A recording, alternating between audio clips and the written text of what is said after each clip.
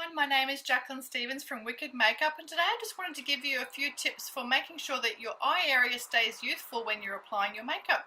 So as you get older and you become to have more mature skin, we do end up with some fine lines and some wrinkles, and some of us have some smile lines and some crow's feet, and you really don't want to stop expressing yourself in a happy way in order to be able to reduce those wrinkles. So there's a couple of tips that will help you either reverse those wrinkles and to help you apply your makeup to make sure that your makeup is actually reducing the signs of that aging and lifting those wrinkles out, as opposed to creating it looking 3 times worse. So if you'd seen my previous video, we talked about how to prepare and foundation your skin. I encourage you to follow those steps to start with. But if you really need to have more focused under eye area or any other wrinkles on your face, I'm going to teach you today just a couple of things to help you really be able to have the skills in order to be able to look after your makeup in those areas.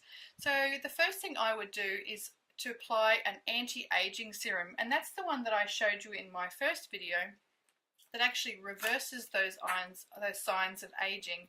So you just want a very small amount, and you just smooth it in those lines and wrinkles, and it would be a product that you would apply twice a day to your skin in general to help to reverse those signs of aging.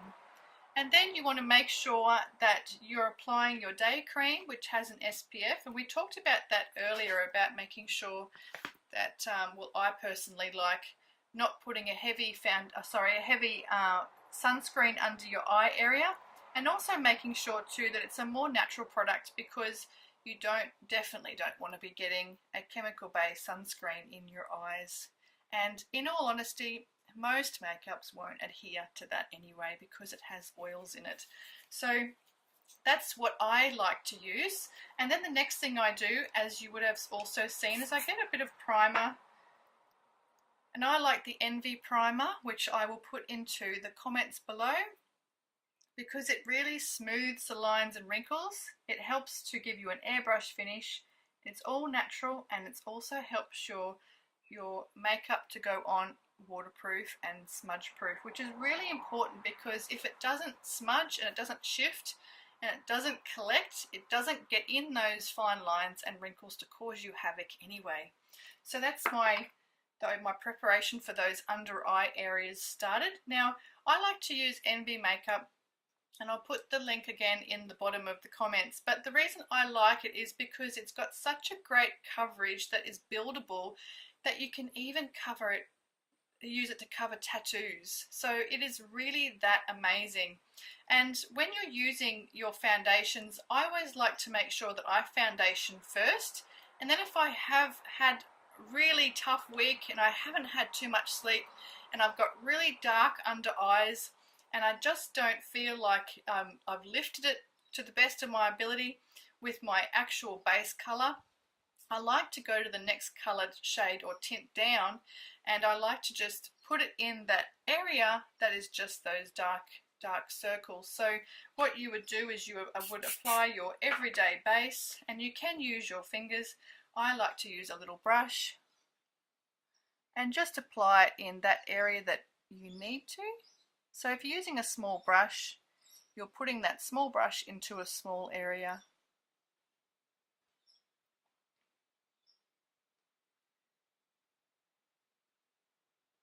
So that's my makeup base color. And as it starts to dry, I just like to apply my next layer. And just want to feather it away with your end of your fingertip. That's always the best way of doing it. Give it a couple seconds to dry. And as it's drying, you just want to just put a little bit more in there, sorry.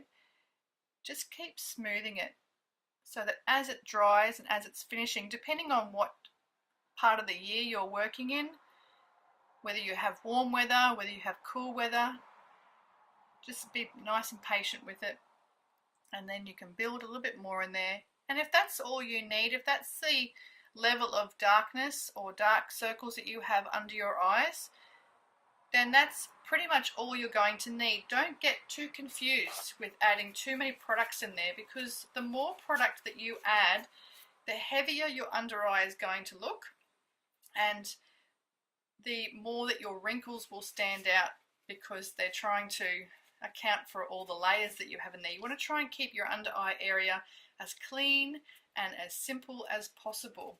So if you need a little bit more in there, let's say you just want to brighten that area, then you, whatever makeup brand you're currently using, you can get the next tint down in color and you can actually apply that highlighter in there. And that will just lift that dark groove up so that it doesn't look deep. You're actually bringing it out. Okay, so if you're someone who has a little bit extra in there, say that you've got a heritage in your bloodline, that you're renowned for having really deep dark circles, or you have lots of purple or blue in there, which is very normal because it really is just the thinness of the skin, and what you're actually seeing is your blood vessels, and you've got a thin epidermis and you can see the dermal layer of your skin. So it's very normal to have those colors in your eyes. But the two different products that you can then go to is you can go to a concealer, which is a double pigmented foundation, or you could go to a corrective. And a corrective is actually a concealer that neutralizes that color so that you can then work with a color that is the closest to your skin tone. And there's a couple of different brands that I love. I'll put them into the comments for you.